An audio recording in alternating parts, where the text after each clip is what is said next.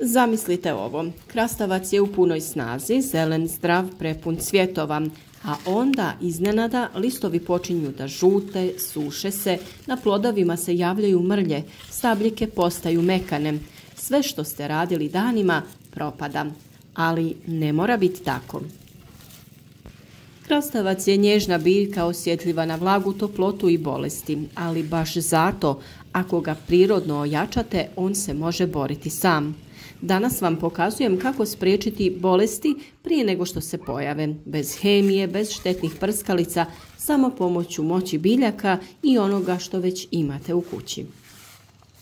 Sve kreće od tla. Ako je tlo zdravo, biljka će biti otporna. Dodajte komposta, još bolje mauč od slame.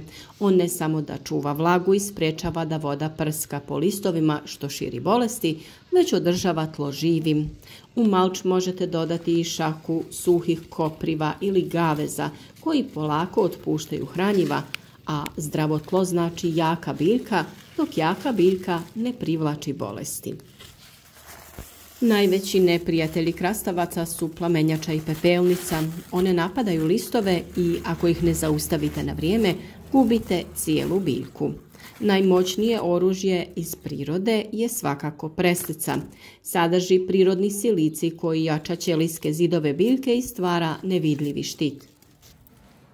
Jednostavno napravite čaj od preslice. Prelijte šaku svježe ili suhe preslice sa litrom vode.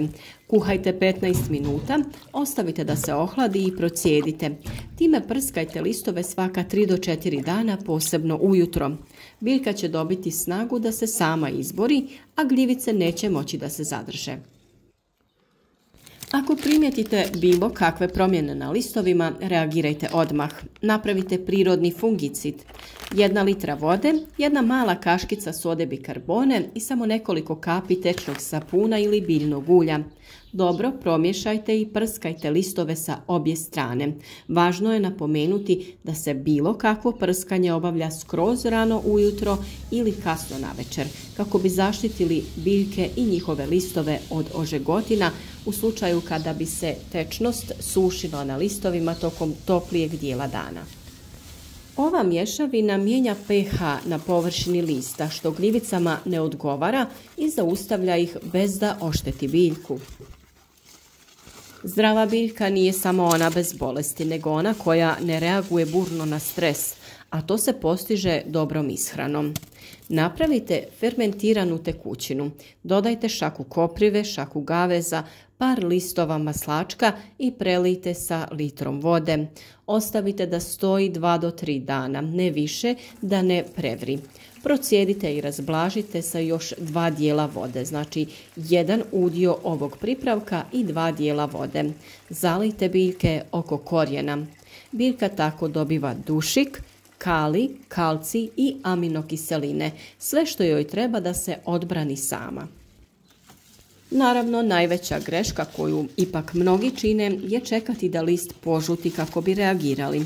Prirodna zaštita nije vatrogasna mjera, ona je preventiva. Redovno prskanje blagim prirodnim pripravcima, dobra ventilacija između biljaka i zalijevanje, isključivo uz tlo, a ne po listovima. To je ključ. Nema potrebe za otrovima, priroda već ima sve odgovore. Vi samo treba da slušate biljku i reagujete na vrijeme. Ukoliko danas isprobate makar jedan od ovih savjeta, već ste napravili veliki korak. Vaši krastavci mogu biti zdravi, bujni i puni plodova i to bez kapi hemije. Ne čekajte da bolest pokuca na vrata, zatvorite joj ih prirodnim putem.